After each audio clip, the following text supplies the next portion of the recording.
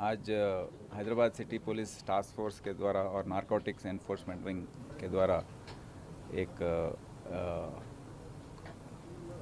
Brown sugar heroin और brown sugar का supply और पेडलिंग करने का गैंग उसको पकड़ा गया है। इसमें कादरी नाम का एक हमारे बहादुरपुरा, इसका असल नाम है शेख अब्दुल आलम एलियास खादरी एलियास रशीद। ये बहादुरपुरा में रहता है। ये 210 के टाइम पे ये दुबई करेंसी एक्सचेंज में काम करता था। उसके बाद उसको DRI वालों ने पकड़ लिया, अरेस्ट किया उसको, और उसके बाद ये बिस्किट्स का बिज़नेस शुरू किया। बिस्किट्स हैदराबाद से बॉम्बे ले जाना और यहाँ लोकल एरिया में बेचना। तो वहाँ मुंबई जाने के अवसर पे वहाँ मौके पे उसको चांद नाम का एक आदमी मिला। उसका असल नाम है शहज़ादा सैयद। ये एक प्लम्बर है मुंबई में, और ये मुंबई में प्लम्बिंग काम के अलावा ड्रग्स, ब्राउन शुगर और गांजा बेचने का काम भी करता है। तो उसके साथ इसका परिचय हुआ और दोनों में ये अंडरस्टैंडिंग हो गई कि मैं गांजा लेके आऊँगा, मुझको पैसे बस नहीं हो रहे हैं घर चलाने के लिए, तो गांजा लेके आऊँगा, आप उसको ब्राउन शुगर में कन्वर्ट करके मुझको दो, क्योंकि मैं हैदराबाद में इसको बेचना चाहता हूँ। तो वो एग्रीमेंट हो गई। तो इसको नज़र में रखते हुए ये खादरी एक कासिम नाम का है, उपल में रहता है। वो नॉन ड्रग पेडलर है, वाइजैग से उसके बहुत कनेक्शंस है। तो कासिम को से इसकी मुलाकात हुई। कासिम को बोलने पर कासिम एक रमेश नाम का कल्टीवेटर है वाइजैग में, पाडेरू एरिया में। तो उसके साथ उसकी बातचीत हुई। वो कल्टीवेट करता है, इसको उगाता है अपने फील्ड्स में। तो 3500 रुपीज़ पर केजी पे उसके पास ख़रीद के, और लेडीज़ का एक गैंग है वहाँ पे, जिस सरस्वती एक का नाम है, और ललिता, लावण्या, अपलम्मा, ये 4 लोगों का एक गैंग है। और भी हैं वहाँ पे जो ये केस में पकड़े गए हैं। वो क्या करते हैं, ये वाइजैग से विशाखापट्टनम रेलवे स्टेशन और बस रूट्स के द्वारा हैदराबाद अपने लगेज के रूप में उसको लेके आते हैं हैदराबाद को। हैदराबाद में उनको 5000 रुपीज़ पर ट्रिप पेमेंट किया जाता है। तो ये खादरी के पास पहुंचने पे खादरी इसको 8000 रुपये पे कासिम खादरी को बेचता है। खादरी इसको 12000 रुपये पर केजी पे चांद को बेचता है मुंबई में। चांद के पास ले जाकर ट्रांसपोर्ट में उसको बेचता है, और उसके पास 1 gram of brown sugar at 1100 rupees, मतलब 1100 रुपये 1 ग्राम ब्राउन शुगर का पे एक्सचेंज करता है उस पर। तो 10 ग्राम का होता है 11000। तो ये 1 केजी और वो 10 ग्राम का उसका कंपैरिजन हो जाता है। तो वो ब्राउन शुगर लेके आके यहाँ पर उसका एक शहीद कमाल है, उसका पेडलर है, जो इसकी यहाँ बांटता है उसको। तो कमाल को वो बेचता है 5000 से 7000 के रुपए पे। तो उसके बाद वो और दूसरे लोगों को 10,000 तक, 8,000 से 10,000 तक उसको बेचता है। तो इसमें आप देख रहे हैं कि काफ़ी प्रॉफिट होता है इनको, और उसके वजह से यहाँ पर कंजम्पशन भी कंट्रोल नहीं हो रहा है। तो इसीलिए इन सबको अरेस्ट किया गया है, ये गैंग को डिटेक्ट करने में।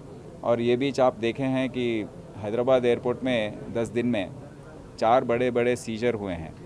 14 केजी हेरोइन, जिसका वर्थ है 125 करोड़, 125 करोड़ का कोकेन CCR 4 लोगों से, 4 डिफरेंट ट्रिप्स में। तो हर तरीके से लेकर आ रहे हैं अपने पेट में, इसको स्वॉलो करके पेट में लगा कर लेके आ रहे हैं पिल्स के रूप में, नहीं तो बैग्स में एक कंपार्टमेंट्स में लगा कर लेकर आ रहे हैं।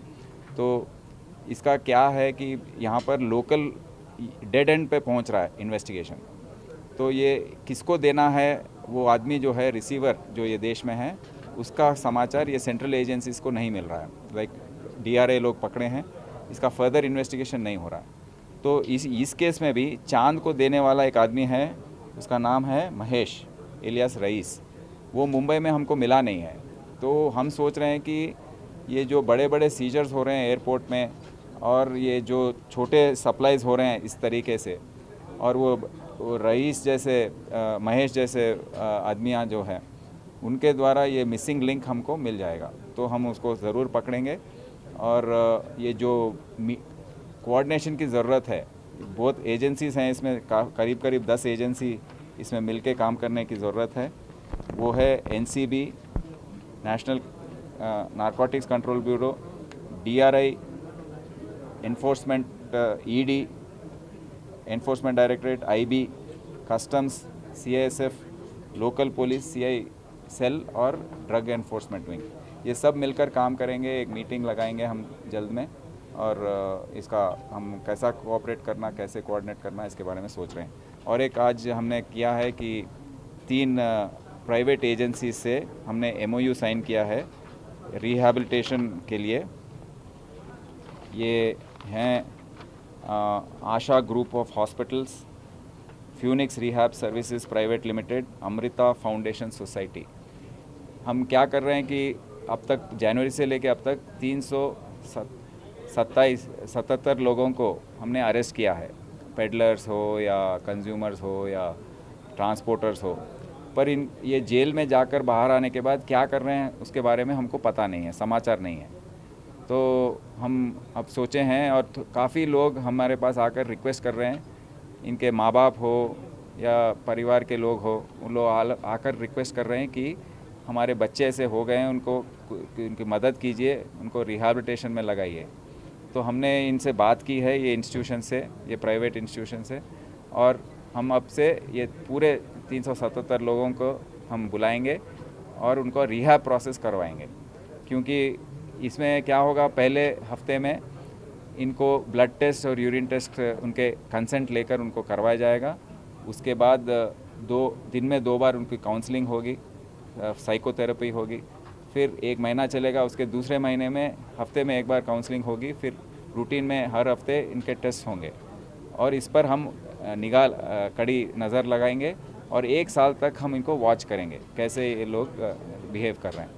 क्योंकि 1 साल तक देखने से इनका ये डी एडिक्शन हो जाएगा ज़रूर। उसके बाद हम थोड़ा इसके बारे में कि ड्रग ये नहीं ले रहा है उसके बारे में हम थोड़ा सेटिस्फाइड रहेंगे। सर, आप ये अभी कॉमन पब्लिक जो ड्रग एडिक्टेड लोग हैं, जिनके माँ बाप अभी सफ़र कर रहे हैं, उनको क्या मैसेज देना चाहते हैं, जिन लोगों को जहाँ के आपके नज़र तक नहीं आए, वो लोग, उनके बेटे रहते हैं कई लोग ड्रग एडिक्टेड, उन लोगों को क्या मैसेज देना चाहता है हैदराबाद पुलिस की तरफ से? मैं हैदराबाद सिटी पुलिस की तरफ से हर माँ बाप को ये कहना चाहता हूँ कि अभी काफ़ी अभी कंट्रोल हुआ है हैदराबाद सिटी में। जो हालात थे 5-6 महीने पहले, ये वज़ीर आला के आदेश से जो मीटिंग लगाए हैं, उसके बाद हमने काफ़ी इसका मजबूत कर दिया एनफोर्समेंट। ये एनफोर्समेंट के बाद अभी लोग डर रहे हैं कंज्यूम करने में, बट जो भी हैं, जो बच्चे बाहर जाकर अपने दोस्तों के साथ पार्टी कर रहे हैं, शराब पी रहे हैं, फिर उसके बाद ड्रग एडिक्शन के तरफ जा रहे हैं, तो मैं ये रिक्वेस्ट करता हूँ कि आपके बच्चों पर जो बाहर जा रहे हैं पार्टीज़ के लिए, ज़्यादातर पार्टीज़ में जाने से भी नुकसान हो सकती है, तो उन पर कड़ी नज़र रखें और उनको वॉच करते रहें कि कहाँ जा रहे हैं, कैसे दोस्तों से मिल रहे हैं, क्या क्या कर रहे हैं, कितने बजे आ रहे हैं रात में, और उनके बिहेवियर पैटर्न्स में। अगर वो बच्चे ज़्यादा सो रहे हैं दिन में, मतलब रात भर जाग कर दिन में ज़्यादा सो रहे हैं, और तो आप समझ लीजिए कि कुछ गलत है, और इमीडिएटली उनको डॉक्टर के पास ले जाना, टेस्ट कराना, ये सब करने की ज़रूरत बहुत है। क्योंकि एक बार अगर एडिक्शन हो गया, उसको आदत पड़ गई, तो इससे निकलना मुश्किल है। वो भी एक आपके परिवार में पूरा उसके बाद दुख ही देखना पड़ेगा आपको। तो मैं माँ बाप से ये कहता हूँ, उनसे गुजारिश करता हूँ कि आप सख्त रहें बच्चों के साथ, उन पर कड़ी नज़र रखें, और कहाँ जा रहे हैं, किससे मिल रहे हैं, कौन है दोस्त, इन पर ज़रूर समाचार निकाल के उस पर नज़र रखने की मैं गुजारिश करता हूँ।